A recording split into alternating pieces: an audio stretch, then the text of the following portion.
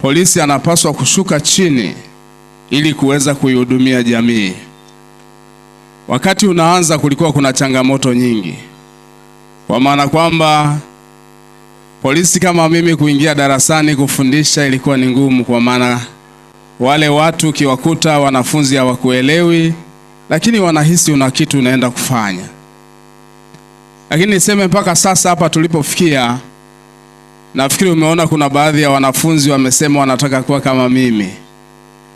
Wachache walikuwa wanazungumza wanataka kuwa kama Afande Shila. Niseme baadhi ya changamoto zilizopo katika shule hizi za kidini hazipo kwenye shule zingine za serikali, kwenye shule zingine ambazo tunaenda kufundisha. Kwa hiyo wito wangu mimi kwa wazazi, kwa sababu nimesimama siku ya leo, ninaomba mchunge sana baadhi ya maandiko, kwa sababu hii ni shule ya kidini. Ukisoma Mhubiri ile sura ya 9, ukianza ile aya ya 11 pale, kifika mpaka ile aya ya 12, kuna sehemu anasema uwe makini, maana hujui siku ya kunaswa, hujui siku utakayokutana na tatizo. Na kwenye mambo ya usalama, sisi tunasisitiza umakini sana katika mazingira yote, haijalishi ni wakati gani. Watoto hawa leo mnawaona wamependeza, lakini ni kwa sababu ya ule umakini mlioanza nao kutoka mwanzo. Ni kwa sababu walipoanza nasari, hawa walioko grade 7 mliendelea kuwa na umakini, ndio maana wamefika hapo.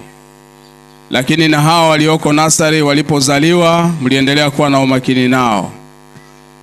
Kwa hiyo msichoke na ule umakini mliokuwa nao.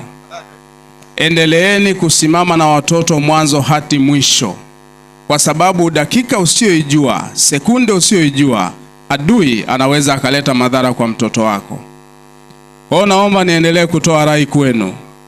Jeshi la polisi, mimi kama msimamizi wa dawati la usalama wetu kwanza, wilaya 2 za kipolisi, wilaya ya Kariakoo na wilaya ya Kati hii ambayo tuko hapa leo, tutaendelea kushirikiana pale ambapo kuna changamoto za watoto zozote zile. Watoto wanapitia madhira makubwa, madhira yakiwepo ukatili mbalimbali, watoto wananyanyaswa kingono, watoto wananyanyaswa kiuchumi, watoto wananyanyaswa katika mambo mbalimbali. Wazazi wengi wamekuwa wakijisahau. Wale ambao wana uwezo mzuri kifedha wamekuwa wakiandaa fedha zao, lakini wasijue kwamba fedha haziwezi kulea mtoto. Wanaandaa fedha, anapokuwa amempa mwalimu pesa, ametoa kwenye school basi, ameandaa kile ambacho mtoto anatakiwa kuwa nacho, anasahau kwamba anatakiwa ajue kwamba kuna sekunde moja adui anaweza akaleta vitu kwa mtoto wake ikaleta madhara. Nini maana yangu? Watoto wanapokuwa wanaleta jambo lolote mbele yenu, najua mnakuwa bize sana, nafahamu. Wasikilizeni sana sana sana.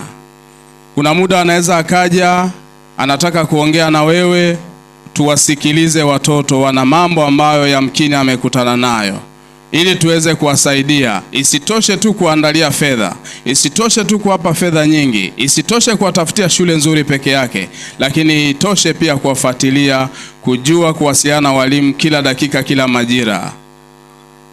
Nikisema mnasema wa.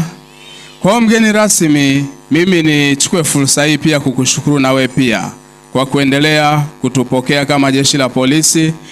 Niseme nimekuwa nikipata ushirikiano mkubwa. Afisa elimu yuko hapa, wananisikiliza, tunashauriana, wananiita kila mahali kwa ajili ya mambo yanayohusiana na watoto. Kwa hiyo tusiendelee kuacha ushirikiano.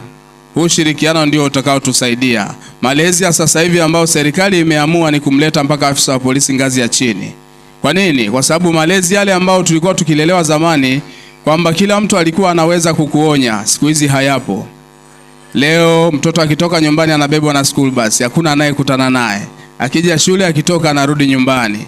Hajui hata utamaduni ukoje, hajui watu wanaishije, hajui msiba ukoje. Lakini sisi tunapokuwa naye kama wazazi, ndio tunapaswa kuwarithisha watoto mambo mazuri. Kwa hiyo hawa watoto hakuna aliyezaliwa mbaya. Hakuna mtu aliyezaliwa kama jambazi, hakuna. Lakini watatoka humu. Kwa nini? Kwa sababu yamkini tutawaacha katika mazingira yasiyofaa. Na tusije tukaamini kwamba sisi tuko salama sana kutokana na mazingira mazuri ya shule. Bado hatuko salama. Bado kabisa.